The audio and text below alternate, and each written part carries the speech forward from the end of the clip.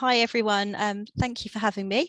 I've been asked to talk to you about how the eye works, and so I thought it'd be quite useful for you to know my background so you know a little bit about me. I'm an optometrist by profession. I've been qualified just under 30 years, and I've worked in primary eye care, so high street optometry. I've worked in hospitals, and I've worked in specialist settings in the low vision service, and currently I run the low vision service, the older people and complex needs team, and the eye health information service for RNIB. I also work for an organisation called Seeability, where we help people who have sight loss and learning disabilities. And I do a clinic at St Thomas's once a month or so in the low vision team there. So that's my background. So I know a reasonable amount about how the eye works. I'm not an ophthalmologist. I am a doctor, but I'm not an ophthalmologist. So my background is very much in optometry, spectacles, dispensing, and detecting eye disease, and referring on to specialist services. So that's a little bit about me. I'm going to start sharing my presentation for you. See if the technology works. There we are. I am very happy for you to ask questions. I think probably best to kind of keep that to the end if possible, unless there's something that I've really not made very clear, and you need to ask me in the middle. So okay.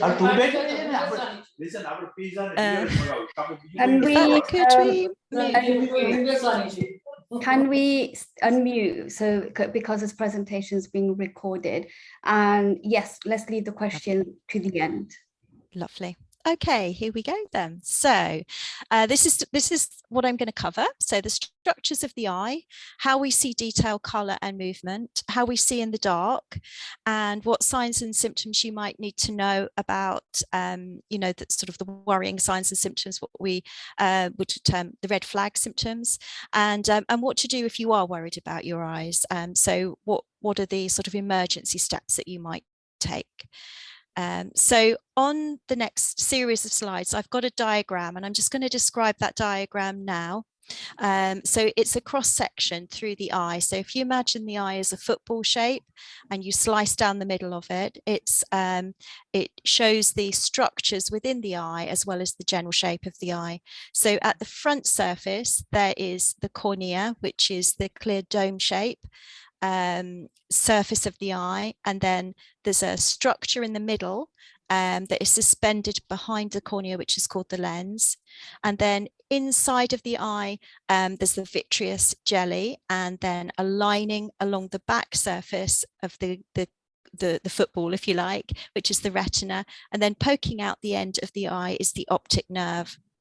So that diagram is on all of the slides, but I will talk about it, so don't worry if I've rattled through that a bit too quickly. Each of the slides, we're going to cover that in a little bit more detail. Okay, so we're going to start at the very front of the eye, which is the cornea. Now, the cornea is, as I say, it's a clear dome that sits over the front of the eye, and it runs into the white part of the eye. So it's all part of the same structure, really. And it's very important because it's the way the light gets in. So think of it as a little window at the front of the eye. It's a curved surface, and that's what focuses the light into the eye. So if you didn't have a curved cornea, then the light wouldn't be able to focus at the back of the eye. When that curved clear surface is disrupted, for instance, if someone has an acid splash injury, or they have trauma to the eye, so they have something hit them in the eye, then it disrupts the clarity of the surface, and then you get a distorted image. So it's a bit like a crack in the windscreen, I guess. Another form of distortion, which you may have come across, is called keratoconus. And keratoconus is where the dome shape isn't dome shape, it's sort of cone shape. And again, it distorts the image that comes into the eye. That's an inherited condition. And we nowadays have treatment for keratoconus. So if it's detected quickly enough, usually with keratoconus, there are some treatment options. And then there's another series of sorts of conditions which can make the cornea cloudy. So if you like, it makes the window a bit frosty looking. And the most common of those is something called Fuchs endothelial dystrophy. And that's very common. Some people it doesn't bother even though they've got it. And some cases can be quite severe, but it causes a cloudiness, it causes light sensitivity and blurring. So think of the cornea as a window, and it focuses the light through into the eye. So that's the very front of the eye. Then immediately behind that is a space. It's sort of a semicircular space or a hemispherical space, to be really precise. And it's called the anterior chamber, and it's filled with aqueous humor. And aqueous humor is a fluid that is produced just behind the lens in the eye, and it flows into the front chamber of the eye and then out at the very edges where the cornea ends. It keeps the eye pressure normal, and it provides nutrients for the lens and the cornea and the iris. So it's an important substance, but when you produce too much of that fluid, the front chamber of the eye becomes too hard, and that causes problems called glaucoma. So that's it's that fluid that is the key to glaucoma. So that's the front chamber of the eye. In some cases, I don't know if you've heard the phrase uveitis, but uveitis is inflammation inside the eye, and it's very common to have inflammatory cells in the front chamber of the eye with uveitis. So it makes the fluid inside the front chamber of the eye cloudy, and that's what makes things very bright and light sensitive. So behind or forming the back wall of the anterior chamber is the iris, and the pupil is the hole in the middle of the iris. So the iris is the colored part of the eye, and it's really like an aperture, or I suppose it controls the way the light gets into the eye. So think of it as a window blind or something like that. So if you make the pupil smaller, if the iris muscles relax, the pupil gets smaller, and so you get light, less light into the eye, which means that you're less dazzled. So if you go from a dark room to a light room, the iris, the pupil should get smaller, and so your eye adapts to the change in the light level.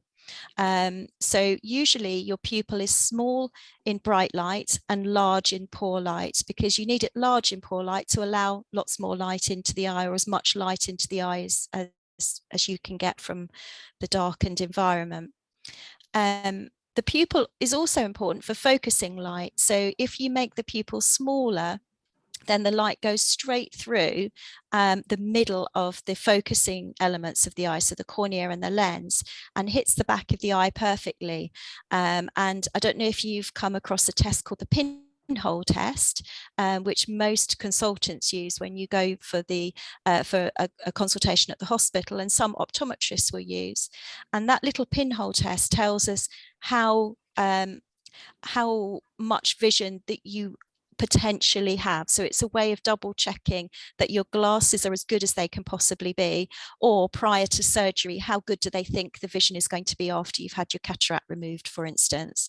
So the pinhole test is like a really, really tiny pupil, and that's what they're trying to create when they do that test.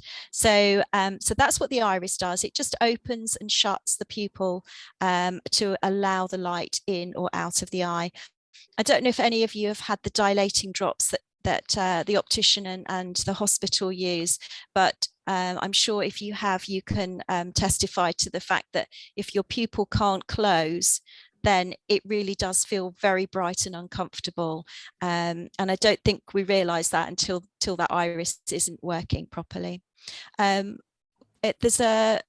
It's rare to have anything actually wrong with your iris, but you can have a thinning of the iris, and that's in a form of degeneration called pigment dispersion syndrome, and that can lead on to glaucoma because the little pigment cells clog up the drainage of the fluid that we talked about at the beginning. The other thing that can sometimes happen is something called coloboma, and coloboma is something you would be born with, you don't develop it. And I don't know if you remember the little girl Madeleine McCann and her keyhole iris, that was coloboma, that's what caused her pupil defect. And other causes of problems would be trauma.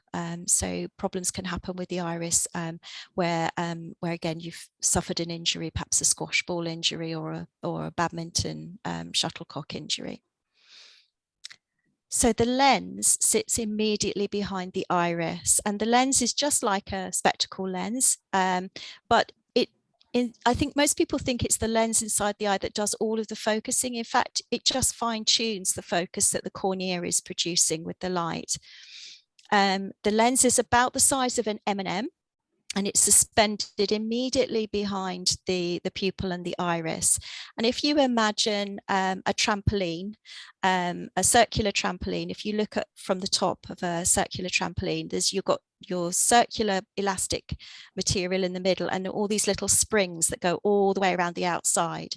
So that's what a lens looks like if you look at it square on, straight from the front of the eye, because the little lens is surrounded by lots and lots of little bands, elastic bands called zonules. And those elastic bands, they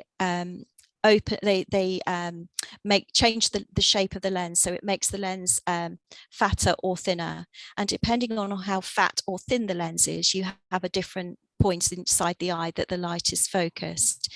So it's the way the eye has of focusing from far to near. So you naturally have a long distance focus, and all the time you're young, your lens can change shape because the little elastic bands, the zonules that surround it, can just pull it tighter and flatter.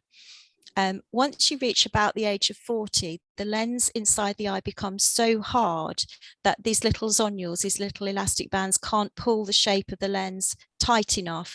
And so the focus gets stuck in your natural distance focus. And this confuses some people because if you're short-sighted, you might think, well, but you've got a near focus, so that hasn't happened to you. But actually, you're still stuck in that near focus. You can't adjust it. So when you put your distance glasses on, everything is blurry close up. So it affects everyone. It's just that it fixes you into your distance focus, and you need a different prescription in your glasses for your distance focus as you would for your near focus. So that's what the lens does. It's a clear structure, and as you get older, it becomes slightly more brown naturally with age, and as I say, it naturally hardens. There's a bit of a myth that you start wearing reading glasses and the reading glasses make that worse. So people say, oh, I was fine until I started getting reading glasses, and every time I go in, my prescriptions got worse. But actually, the process of hardening of the lens is a very fast process. So over the space of 5 to 6 years, you go from not needing reading prescription to needing it all of the time. So it is a myth. The glasses won't make it worse. It'll just enable you to see, to read. So that's the lens inside the eye. Now, the most common complication from the lens is cataract. And to be honest with you, we all get cataract. Some people will say that, you know, they know relatives that didn't have cataract, but it probably just means that their cataract didn't get to the point at which it was affecting their activities of daily living. But it happens to us all. The lens inside the eye gradually becomes cloudy. And here's a little bit of useless information for you. So I've got a picture up here of a little person standing in front of a waterfall. And waterfalls, obviously, you probably all notice, water comes down and it goes cloudy as it comes down. It's no longer clear like a glass of water. And that's known as a cataract. So waterfalls, the old-fashioned term for a waterfall is a cataract, or a very specific type of waterfall. So when the water is disrupted, it looks white, and when the lens inside the eye, it too goes white. So that's why we call them cataracts. Cataracts are totally treatable for the vast majority of people. Unfortunately, for some people, it becomes quite complex, the treatment, because they've got other eye problems that make surgery more difficult. But for the vast majority of people, it's a very straightforward procedure, and it is the most common outpatient procedure in the UK. That's how common it is. It can go wrong. There's a very small percentage of people where cataract surgery goes wrong, but for the vast majority of people, cataract is amenable to treatment, and most people are absolutely delighted with the outcome of their surgery. There are different types of cataracts. So you can develop a cataract as a result of a bump to the eye. It's what they call a traumatic cataract. Some medications can cause cataract, and some general health problems can cause a cataract to form as well. But most cataracts are what we would call age-related cataract. They're just a natural lens change. So behind our little M&M shaped lens, we've got the vitreous chamber, and the vitreous chamber is the big space inside the eye, and it's filled with gel. It's quite a thick, transparent gel, and it's called the vitreous. And it literally fills all of the inside of the eye, and it keeps the eye in its shape. That's its main job, is to create the shape that the eye has to have. Now, with time, the vitreous jelly becomes less gel-like and more fluid, and eventually the vitreous jelly pulls away from the back of the eye, and that's called posterior vitreous detachment, to be distinguished between that and a retinal detachment. So posterior vitreous detachment, or PVD, is not a retinal detachment. It is a risk factor for retinal detachment, but it is a natural process. And again, a bit like cataract, it happens to us all at some point. Somewhere between our age 50 and 70, I guess, is typical. You can get it younger, you can get it older. And the main points to note here is that when you have a PVD, you can get flashing lights and floating bits in your vision all of a sudden. When you get flashing lights and floating bits in your vision, it can also be caused by retinal detachment. So you have to be very careful and get that checked the same day that the symptoms come on, because it's difficult to know which is which. The vast majority will be a PVD, and only a very, very tiny percentage will be a retinal detachment. But you need an eye care professional to tell you which is which. Otherwise, you could miss the opportunity for treatment, and retinal detachment can cause sight loss. PVD doesn't cause sight loss on its own. It can cause lots of very annoying floaters. Floaters are really annoying. They are black spots, wiggly lines, cloudy patches. They take all sorts of shapes and sizes, but basically what they are shadows. So where the light comes into the eye, you've got these floaters that are floating around in the vitreous jelly, and they block the light getting to the retina. So if the light can't get to the retina, it creates this shadow of the floater. So it's not the floater you're seeing, it's the shadowing that the floater causes. As time goes by, the floaters usually break up and become smaller, but they don't always. So some people are stuck with lots of floaters, and some people barely notice any floaters at all, and then they vanish. It's sort of luck of the draw, really, which group you're in. Currently, there's still no treatment for floaters. There are some laser treatments. There's various options there, but nothing is terribly effective. and all of that would be private. If you have a lot of floaters in the vitreous jelly, say as a result of a blood vessel leakage during a PVD, a complication of PVD, then they can sometimes do an operation called vitrectomy, which is where they remove the vitreous jelly and they put in clear fluid in the back chamber of the eye to allow the light to get back through onto the retina. It needs to be transparent for the retina to work, and sometimes there's just too many floaters, and that has to be done. But there is a risk with that treatment, and they will only take that risk if you can't see otherwise. The vitreous jelly is attached very strongly at 3 points, and that's at the edge of the retina near the front, so just behind where the lens is attached, where these little zonules are that I was talking about earlier, the little elastic bands, at the macular region, which I'm going to come on to in a little bit, and at the top of the optic nerve. So I'm going to talk about that in a little bit. But the reason I mention this is that sometimes it holds on a bit too tight at those points, and it can cause damage to the retina there. So there is this risk of retinal detachment. It is very rare, but I just wanted you to be aware of it, so that if you do ever get the symptoms of PVD, that you just get it checked to be on the safe side. It's not very easy to tell when someone's completely got so where the vitreous jelly has completely come away from the back of the eye, what we call a complete PVD, because it's transparent. So it's actually really hard for a medical professional, even with all the kit that we have, to know for sure that the risk has gone. So if you get new flashes or new floating bits, even if you've had the eye checked initially, that should always be checked again. But it is a natural process. It's nothing to worry about, and you just need to be aware of those symptoms.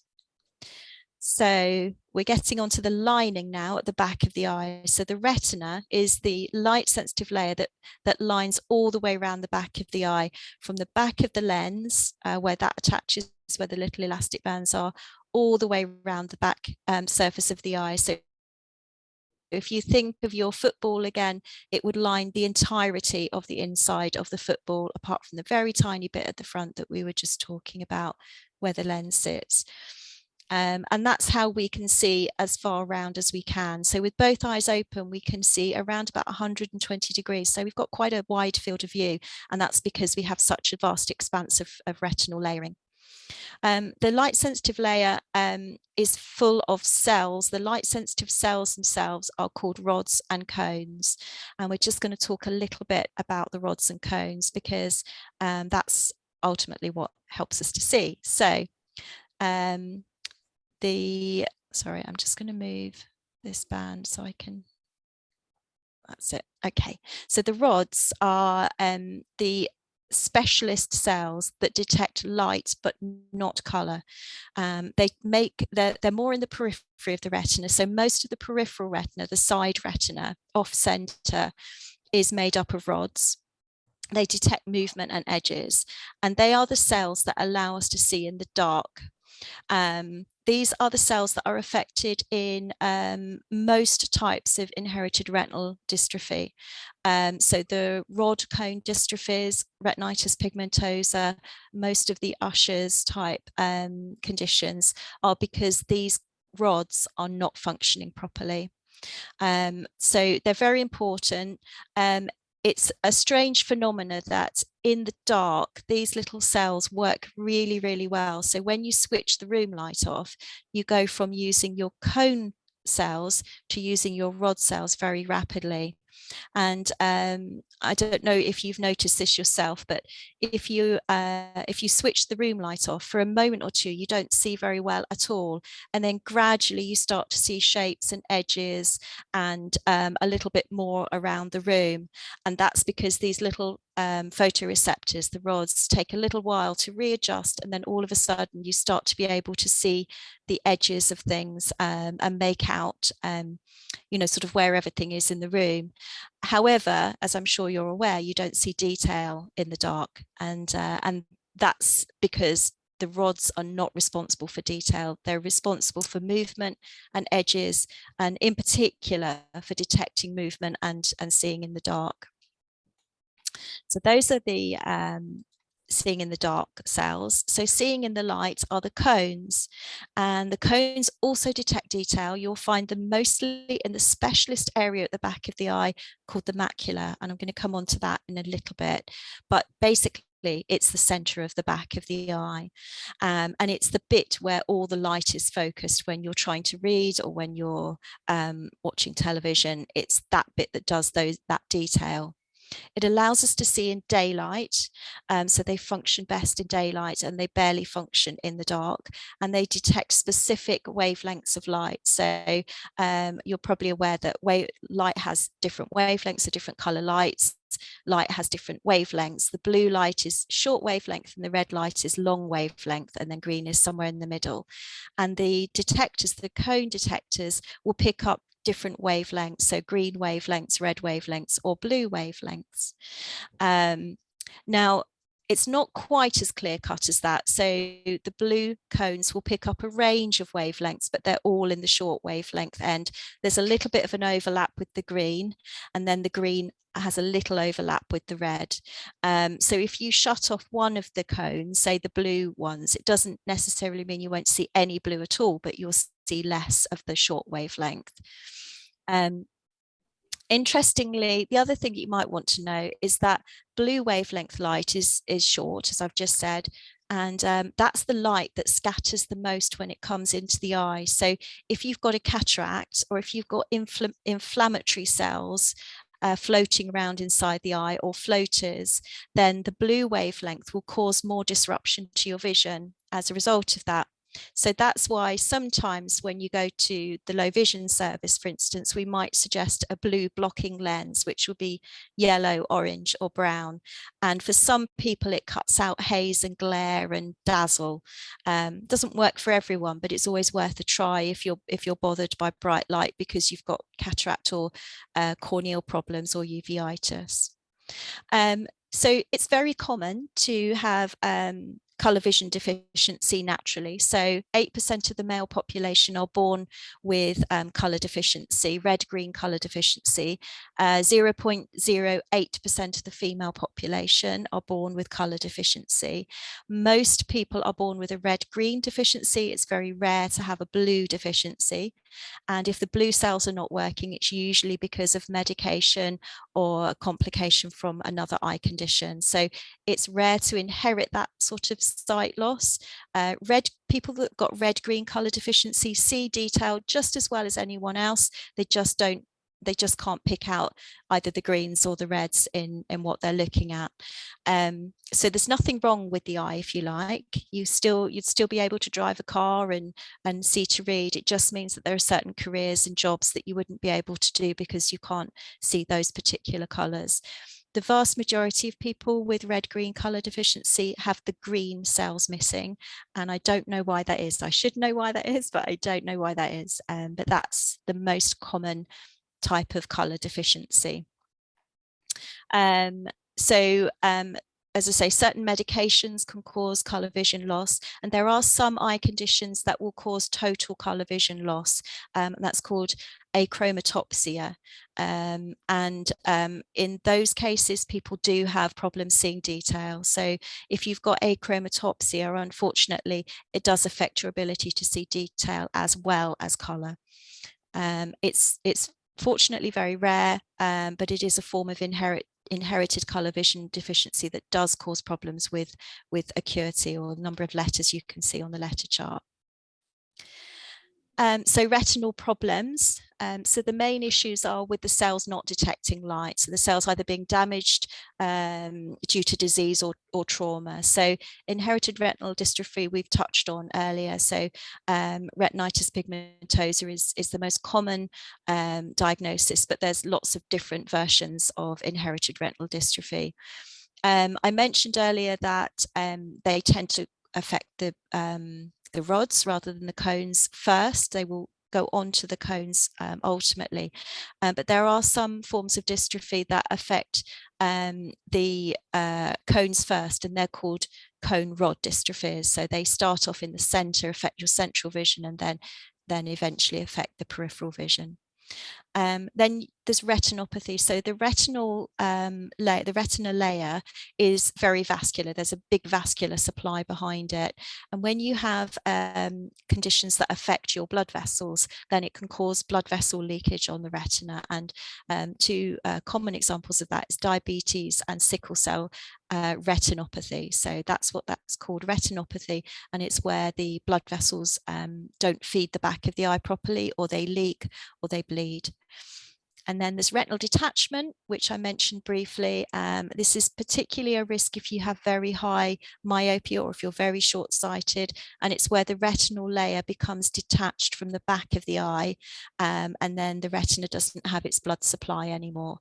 Again, if it's picked up early enough, if you notice those flashes or floating bits in your vision, or what they call a grey veil in your vision, or sort of a shadowing that's coming down in your vision, then if it's picked up quickly enough, then there are some very successful treatments for it. And then some people can lose peripheral vision because they've had laser treatment. So if you've got diabetic retinopathy, for instance, the treatment to prevent you losing all of your vision is to have laser treatment. But the laser burns the retina. That's what its job is to do, to enable more oxygen to get to the retina that you're trying to protect. But in the process of doing that, it means you lose peripheral vision and night vision. So quite commonly we'll hear patients say, my vision was fine until the consultant started lasering my eye. And actually that's a lack of communication, where the consultant hasn't explained, look, actually you're going to feel better, you're going to feel worse, not better, when I've done this, but the aim of it is to protect your central vision for the longer term. So it is a really important treatment. It is sight saving, but I think sometimes perhaps not explained as well as it could be.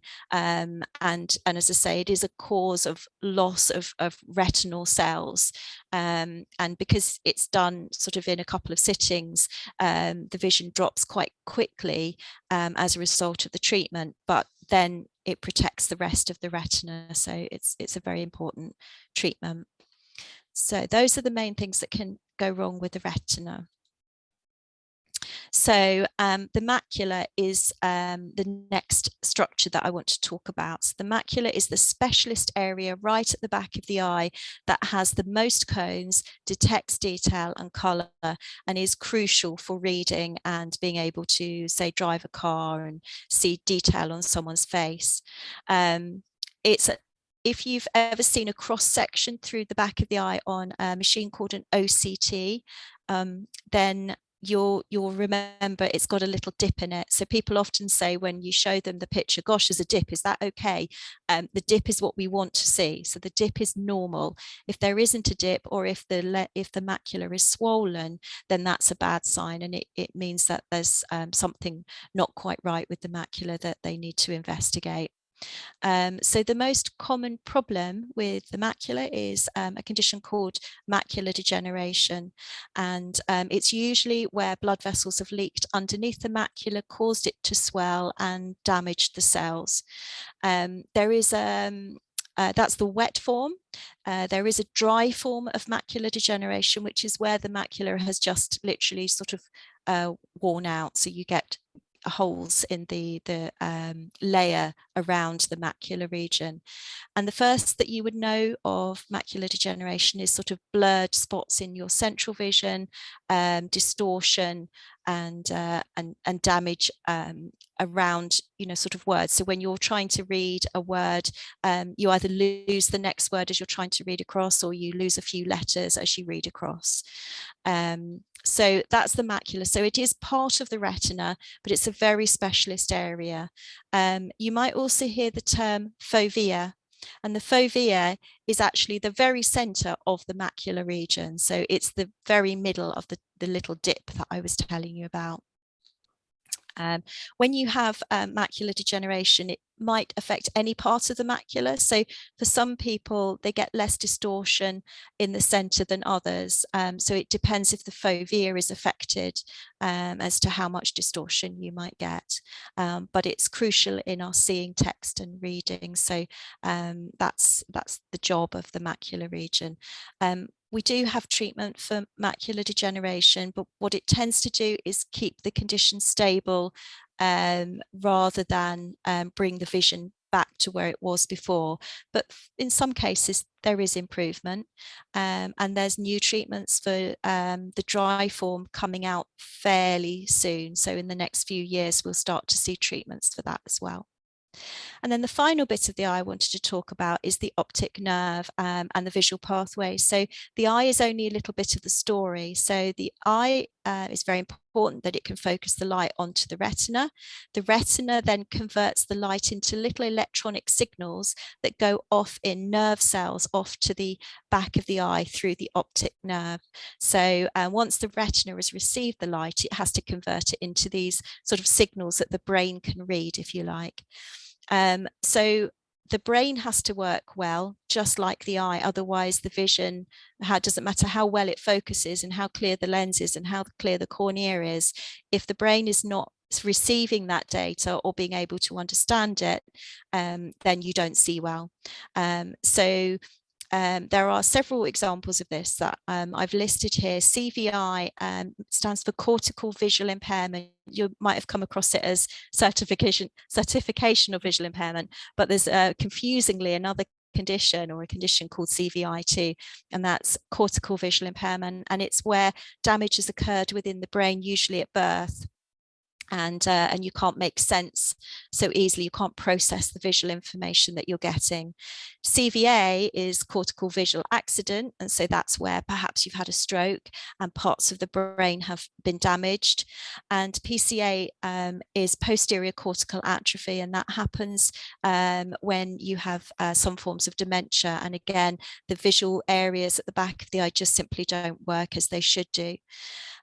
One thing you should be aware of is that the visual pathway goes right the way slap bang through the middle of the brain. So anywhere within the brain, if you have a stroke, unfortunately, you're likely to suffer some kind of visual impact from it.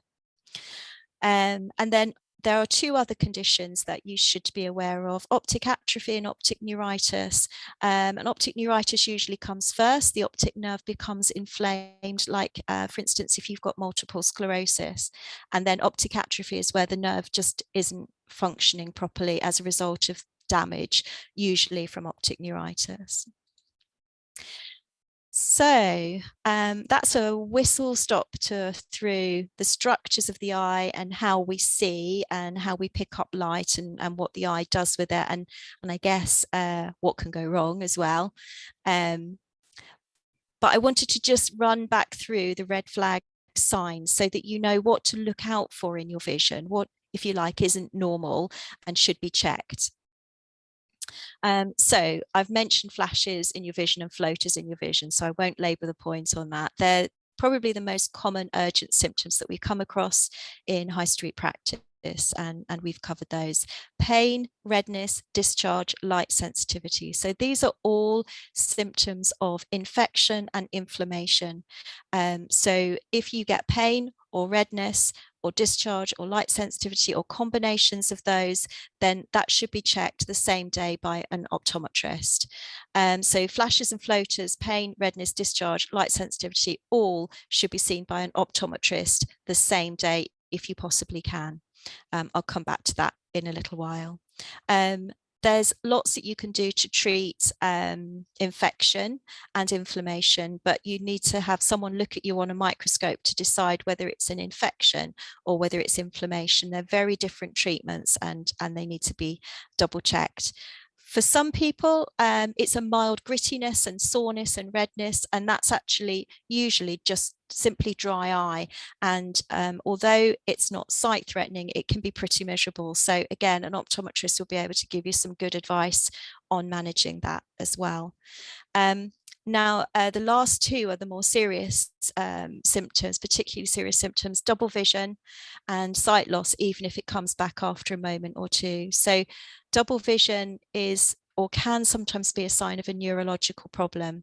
Sometimes it's not. Sometimes it's just an underlying muscle weakness that's broken down because you're a bit unwell or under the weather.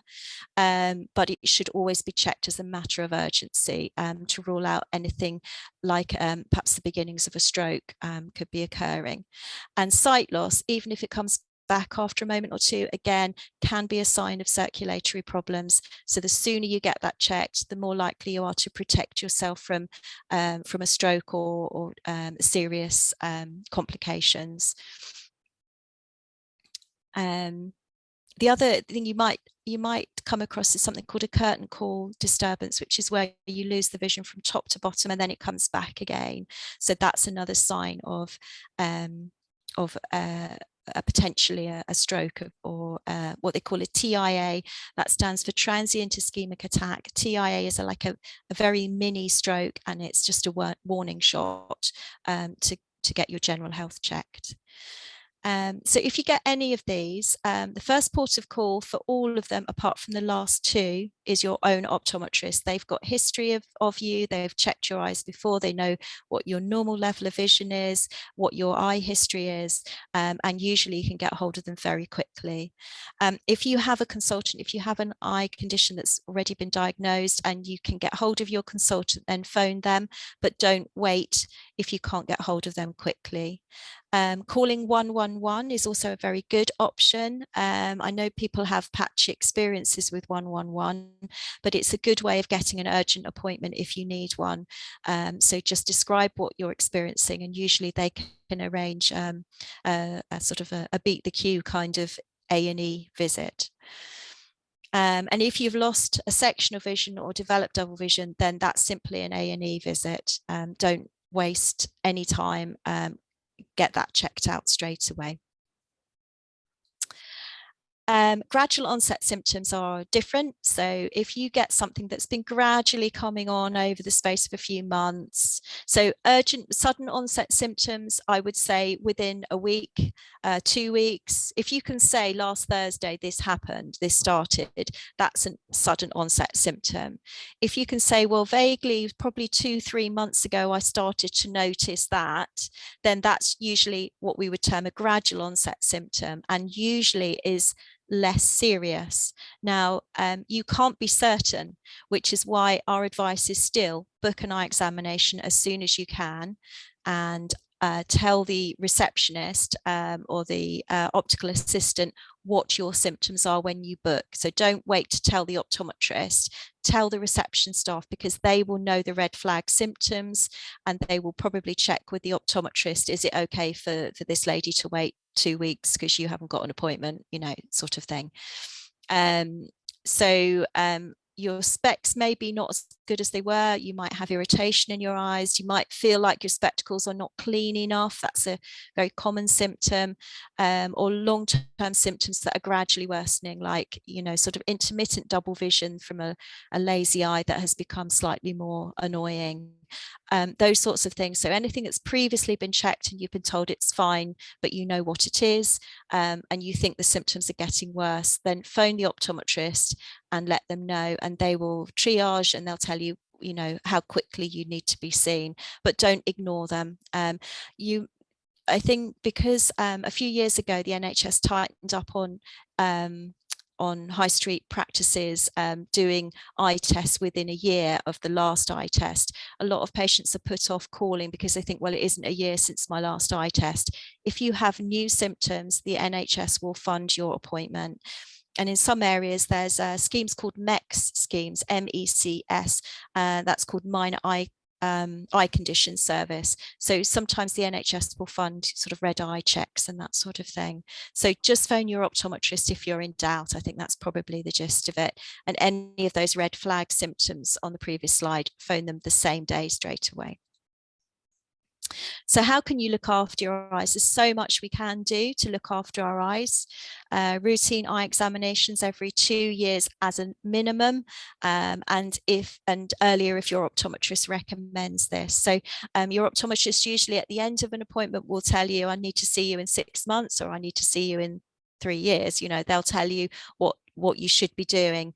Our strong advice is that it's at least every 2 years. And like I say, if you have a particular risk factor, they may well recommend that you come earlier. And if your symptoms change, then obviously phone them.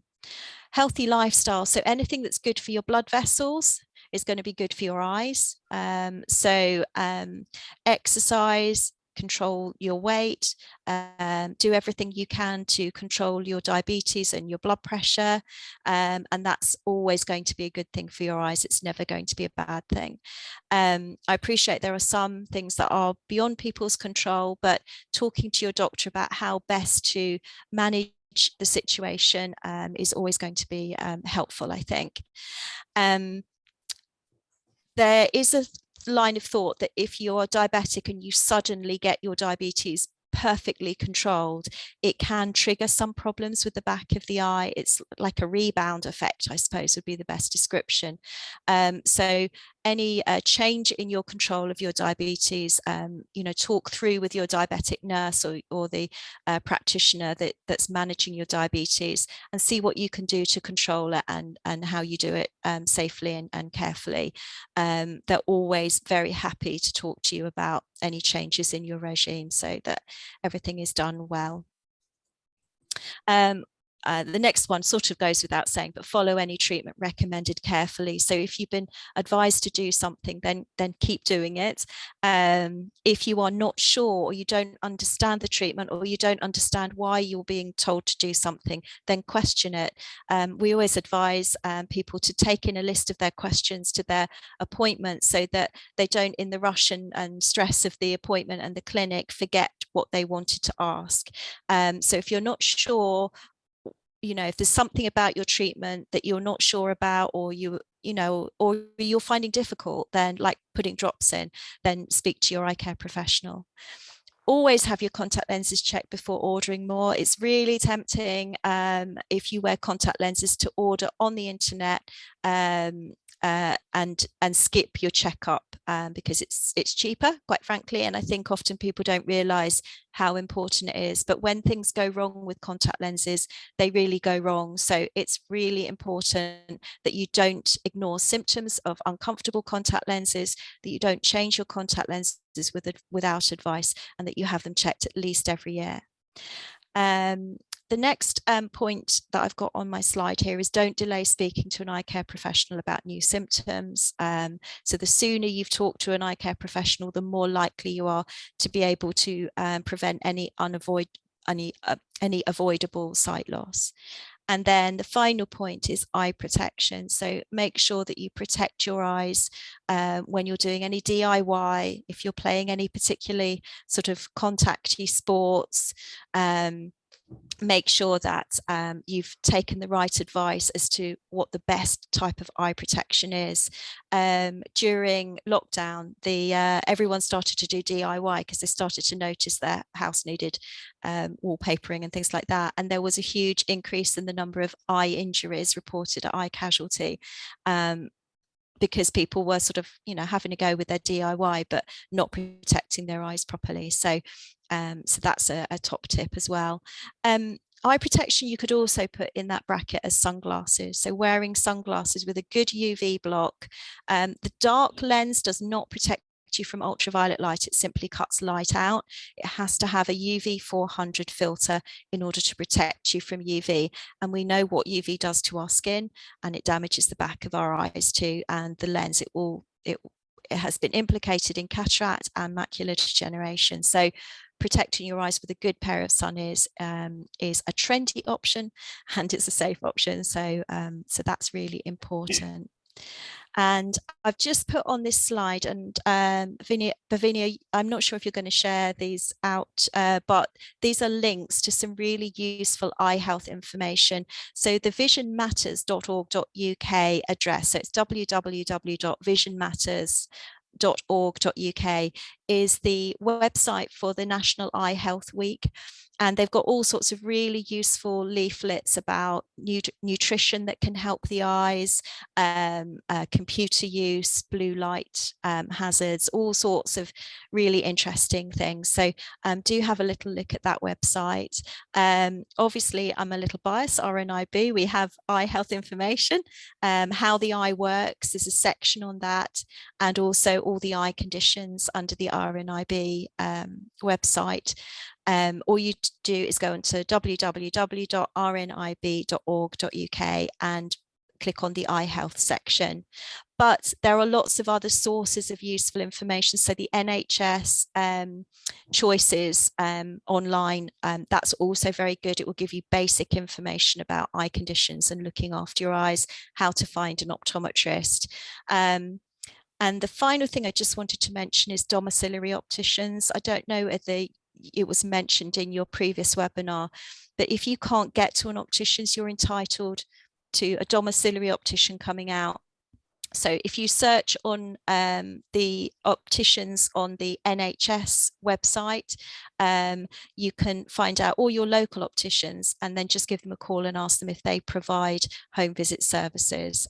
So don't miss out if you can't get out of your own home.